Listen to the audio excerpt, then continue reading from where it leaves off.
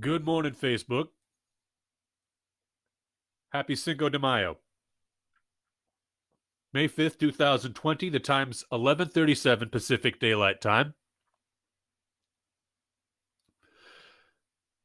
Today's going to be a shorter webcast. There's nothing particularly alluring amidst all the headlines and amidst all the statistics and such. Nothing that really inspired me to dig into any specific subject. Usually, it is a conversation I have with a close friend or something that I see in the news which will really sort of grab me like it's a magnet or something that'll just draw me towards some article or some opinion or research piece, and there'll be links within that piece to take me to other sources of information or whatever, and then I'll be able to formulate the outline of a monologue about it. The ability to do that every single day is not something I've known from any regular broadcaster or public speaker. Typically, my favorite podcasters or radio personalities are people who have a lot more resources at their disposal with respect to having interviews, with respect to being able to intercut audio sound bites or video clips into what they're doing. That's a skill that I'm still developing. And that kind of brings me to what I do want to talk about today. I anticipate having a lot more to talk about besides coronavirus once this pandemic has ended. Sorry, my allergies are killing me today. Once this pandemic has ended and there's not this grim topic sort of hanging over everything, there's still going to be a lot more that I'm going to want to share. And I'm going to want to be able to refine my presentation of these things using using audio, using video, using maybe music or whatever. And there's many topics that I really enjoy talking about, not just this pandemic, this lockdown, because it's really pretty depressing. And remaining focused on it 100% of the time just isn't healthy. There is going to be development. States are opening back up slowly. And there's just a rabbit hole you could fall into if you try to analyze the motivation behind each governor's decision and the way that the respective governors are approaching their own uh, reopenings. So there's going to be a lot more to talk about, but just for the sake of being consistent, let's just look at some numbers. We're at nearly 3.7 million cases worldwide, 3,698,277 cases, 256,252. That's the number of people who've perished worldwide. In the United States, 1,225,063 cases and 71,225 deaths are currently being attributed to coronavirus. I heard something in the news that a leaked memo has come out projecting that within a month or so, the daily number of people to die from coronavirus will climb as high as 3,000, and that's just in the United States. Now, it doesn't seem to me that this is necessarily credible. The coronavirus task force represents a diversity of thought. There has been some, shall we call it, palace intrigue with respect to the president's relationship with the coronavirus task force. Some people are saying that Doctors Fauci and Birx are members of the very same establishment which the president ran to dismantle and to dislodge from its lofty position within the American political hierarchy. But it doesn't seem that this particular leaked report, which is being disseminated by the New York Times and weaponized, of course, is legit, at least not yet. It doesn't seem that this is something which was delivered by the coronavirus task force or even shared with the coronavirus task force. And the motivation behind it, as far as I can tell in political terms, is to make it appear that the president's eagerness to end the national lockdown and his encouragement to the country that we reemerge from this hibernation and engage once again with the economy. It's being presented as though the president is more concerned about profit and economics than he is with public health and public safety. And this report, this leaked report, is being used to suggest that the president's eagerness is an act of documentable irresponsibility and that his lust for money is overwhelming what is to everyone else in the world pure common sense and the desire to keep people from getting sick. Of course, that is consistent. That's consistent with the politics of anybody who opposes the current administration. And I'm going to take it with a grain of salt, as I believe we all should. Other than that, I, again, haven't really found much that makes me want to rant on anything today. And after I've turned away from coronavirus, I intend to continue with this because I have really discovered that I love doing this. Broadcast journalism, maybe just talking about things that interest me, doing so on my own terms, using my own resources. I've been playing rock music for a really long time. I've gone halfway across the country just playing in different bands. I don't mean traveling and touring and all that. I've done that, but I've had bands based in the Midwest.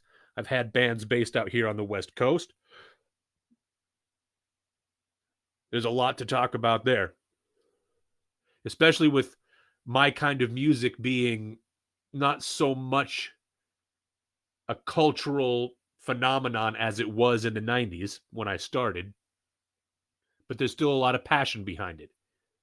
And also, astronomy season here in the Northwest is gearing up. Now, it's funny that I say astronomy season. There's things to look at and things to study in the night sky all year round. The problem is that in the Pacific Northwest,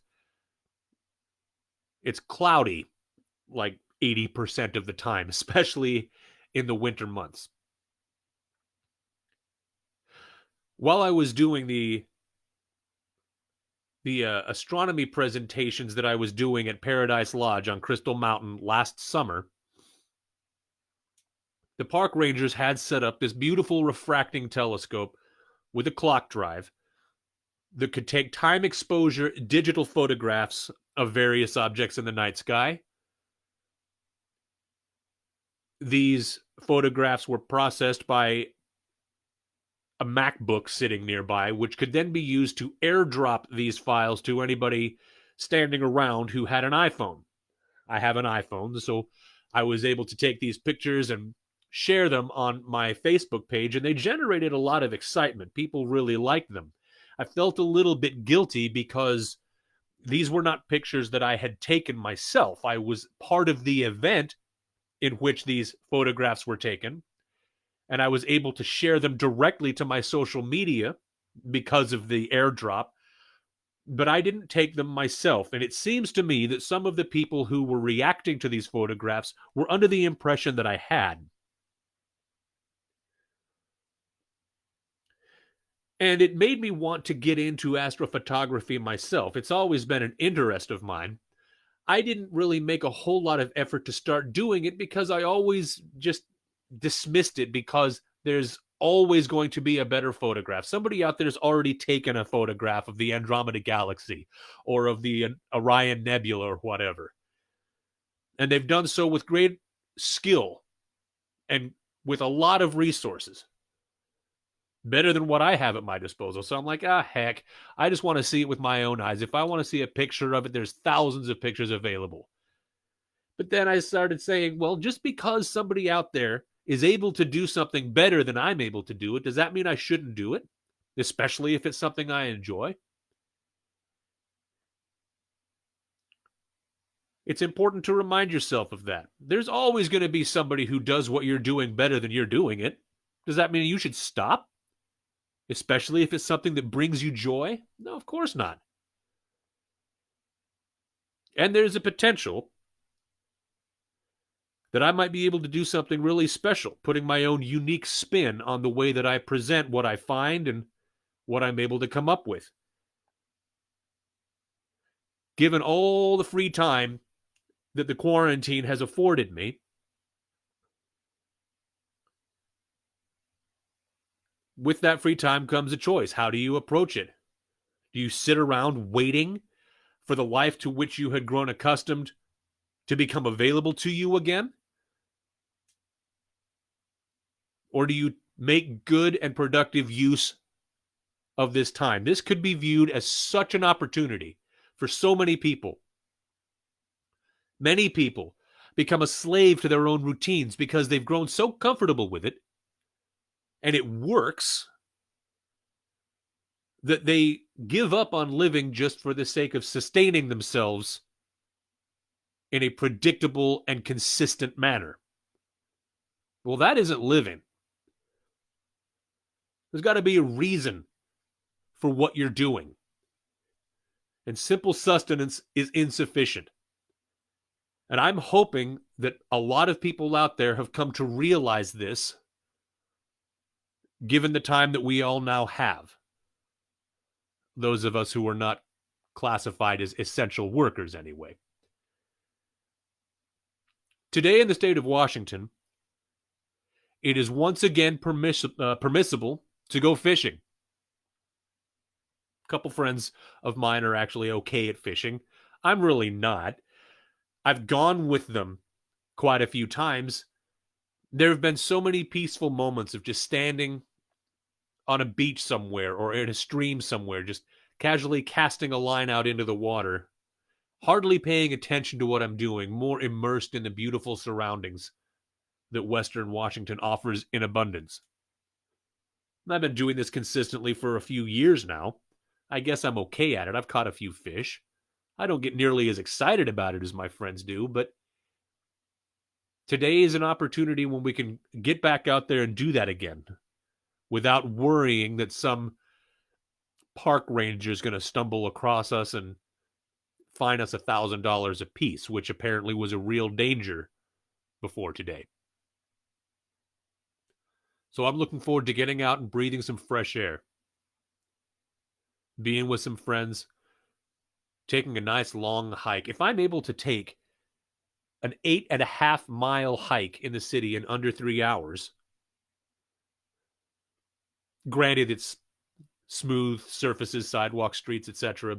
It's not a hiking trail up in the mountains, but there might be a lot out there that I can get to easily, get good exercise with a beautiful payoff, some gorgeous view somewhere, take my binoculars and get out. I'm excited to get out and do stuff because I'm tired of sitting around waiting to be given permission to go back to a life that was more of a chore than a payoff in many ways. I'm glad to have been snapped out of that routine. And I'm looking forward to new directions in life. I don't intend to abandon music, but there's so many things in life that I've really been meaning to do for a long time. I think it's time to start thinking about go ahead and do it. What do you got to lose? Thanks for listening and be good to each other.